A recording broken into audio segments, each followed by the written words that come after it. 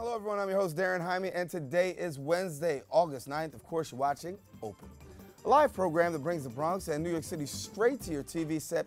Now, we want to encourage you to stay connected to us. You can find out more about us on Twitter at BronxNet TV and Facebook at Open BronxNet Television. Well, a lot has been going on over the past week, but we're going to catch you up right now with a few Bronx updates.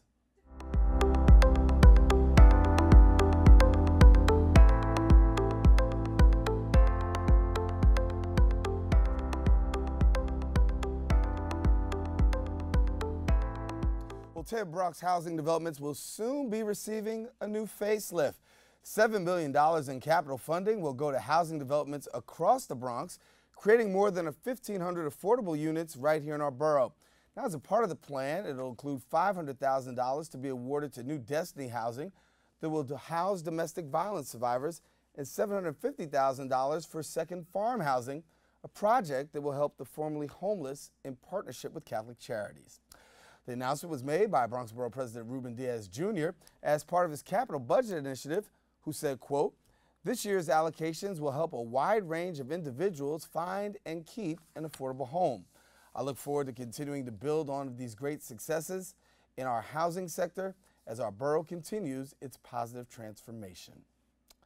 Well, in other news, Governor Andrew Cuomo is awarding more than $7 million in grants to a variety of colleges around New York State who offer college courses to prisoners.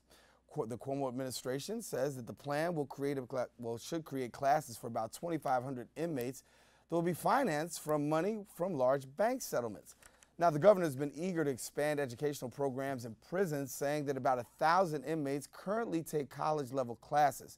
Under the Cuomo's education plan, the colleges include Cornell University, New York University, Mercy College, McDowell College, Mohawk Valley Community College, and Jefferson Community College, offering classes in 17 state prisons around New York State. Prisoners in the program will have the opportunity to obtain a bachelor or an associate degrees, and inmates with long sentences will not be eligible.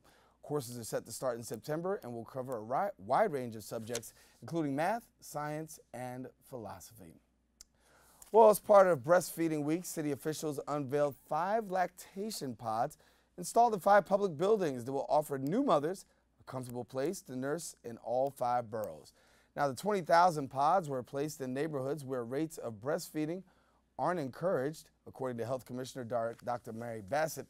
The lactation pod for 8 of those stations include a bench, a changing table, and an electrical outlet for breast pumps, and a locked door for privacy.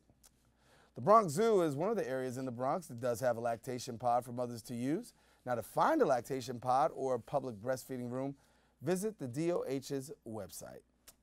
Well, Mayor Bill de Blasio is proposing a new plan called a Millionaires Tax, hoping to help fix the New York City subway system.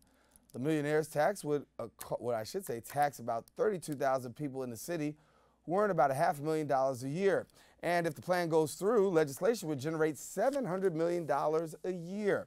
The money would go directly to the state's Metropolitan Transit Authority for them to further invest bonds for capital projects and allow them to fund $8 billion in capital investments. Now, the other half of the money would pay for half-price Metro cards for around 80,000 New Yorkers living below the poverty line. Many officials, such as MTA Chairman Joe Lhota, think the plan is a good idea, but still feels that the MTA needs a short-term emergency financing plan now. Well, we'll keep you updated on what's happening for the MTA right here on Open, so make sure that you stay connected to us. In other news, the Office of the Oath of Administration of Trials and Hearings held a recent outreach at Orchard Beach, informing people that the NYPD could now write civil summonses instead of criminal summonses for low-level offenses. Our BronxNet reporter, Arlene Makoko, was there, and she brings us the story right now.